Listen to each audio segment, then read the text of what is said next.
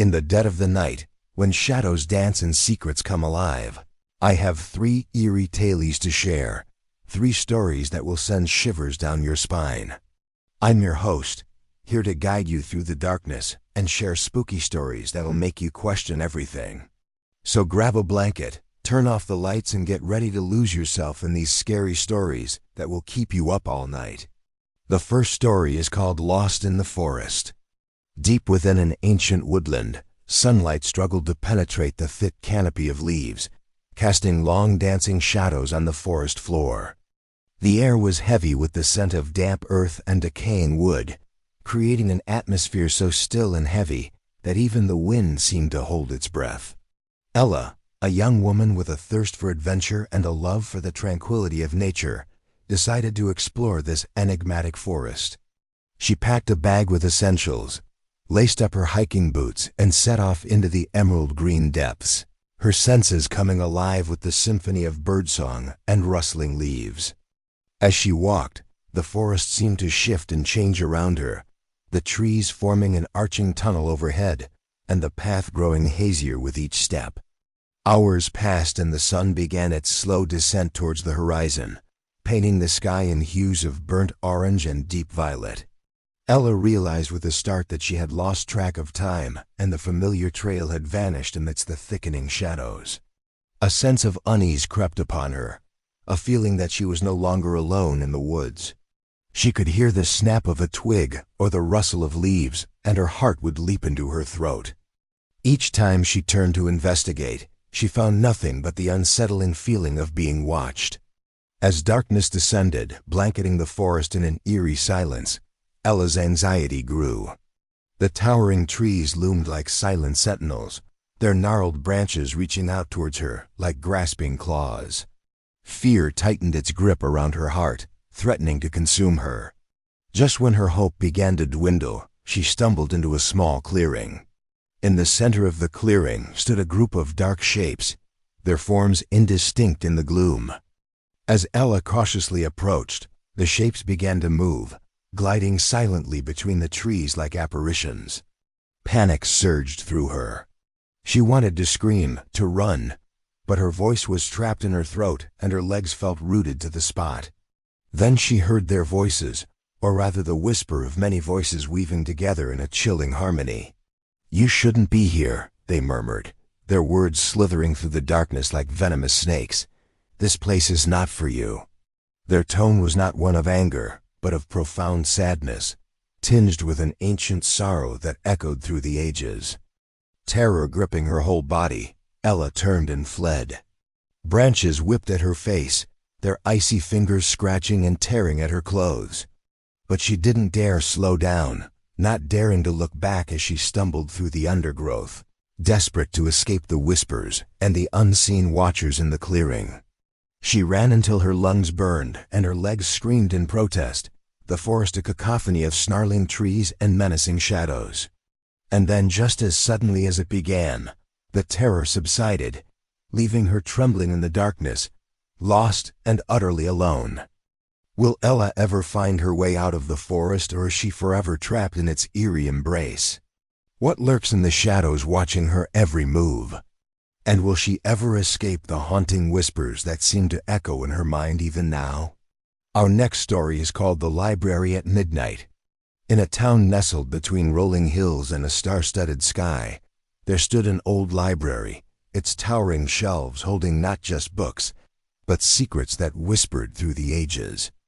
Its stained glass windows cast kaleidoscopic patterns on the floor, and the scent of aging paper mingled with the musty odor of forgotten lore.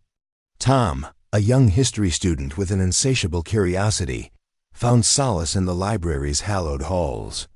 He spent countless hours poring over ancient texts, each page a portal to another time. But there was a particular book he sought, a grimoire rumored to contain forbidden knowledge, hidden away in the restricted section of the library's basement. Ignoring the shiver that ran down his spine, Tom made his way to the basement, his heart pounding in his chest like a drum. The flickering gas lamps cast long, dancing shadows on the walls, and the air grew colder, sending goosebumps crawling across his arms. As he turned the corner, he saw it, a single book resting on a pedestal, its leather cover embossed with arcane symbols that seemed to writhe in the dim light. As Tom reached for the book, the gaslights flickered violently, plunging the room into momentary darkness.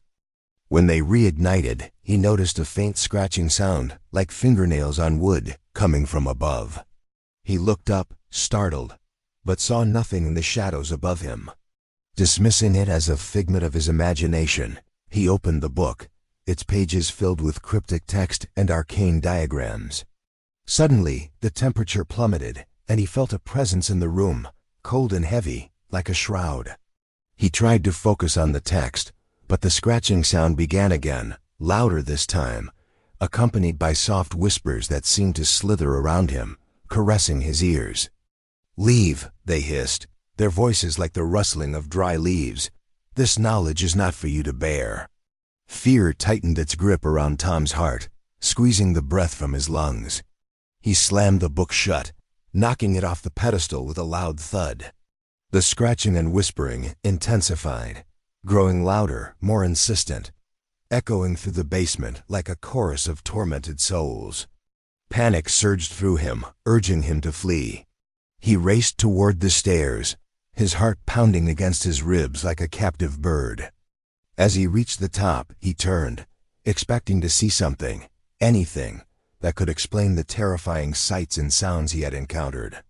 But the basement was shrouded in darkness, the only light coming from the faint glow of the street lamps filtering through the grimy windows. With trembling hands, he found the switch and plunged the basement into darkness, hiding in the shadows, listening intently. Then, silence. The scratching, the whispering, the heavy presence, it was all gone. Only the echo of his own ragged breathing remained, bouncing off the wooden shelves.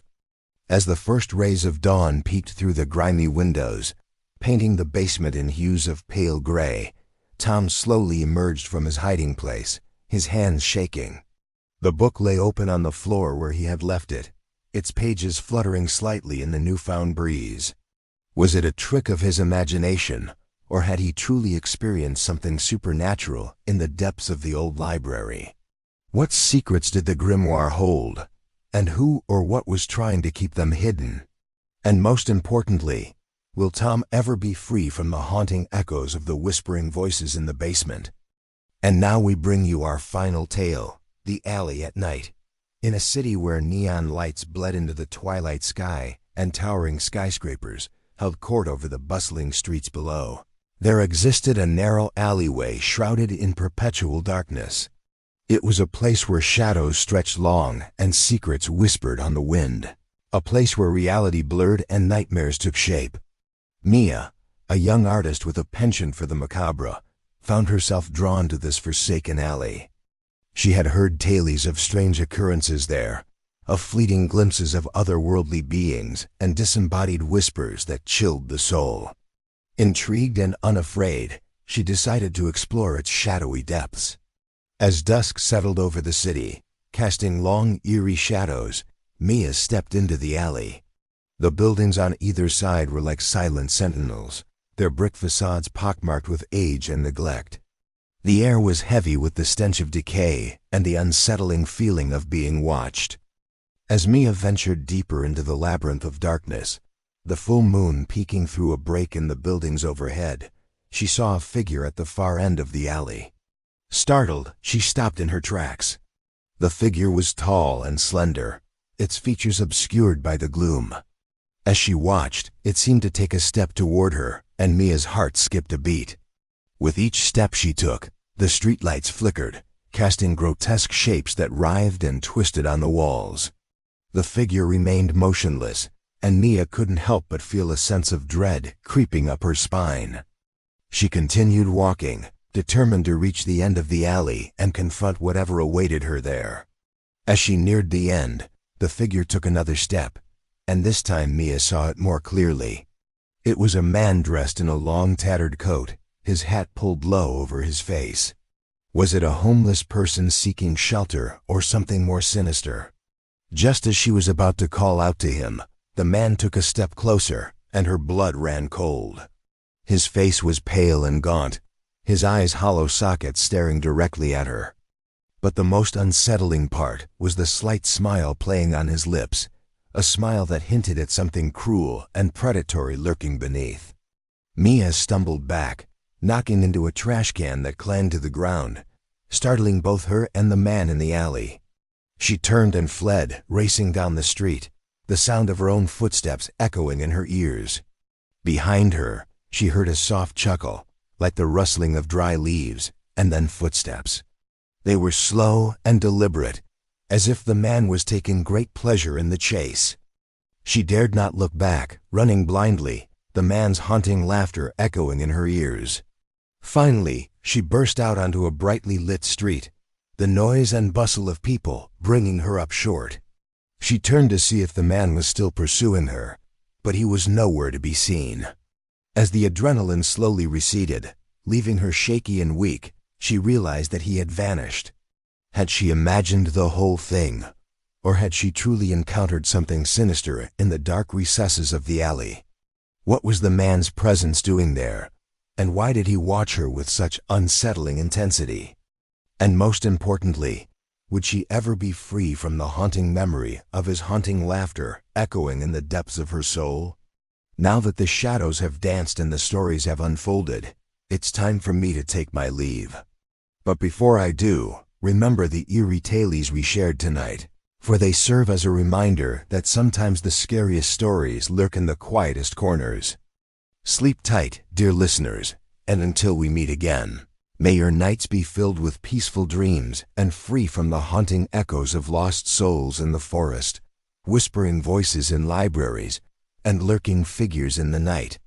Stay safe, stay aware, and always remember, the darkness holds many secrets, but it's in the shadows that the most terrifying stories come to life.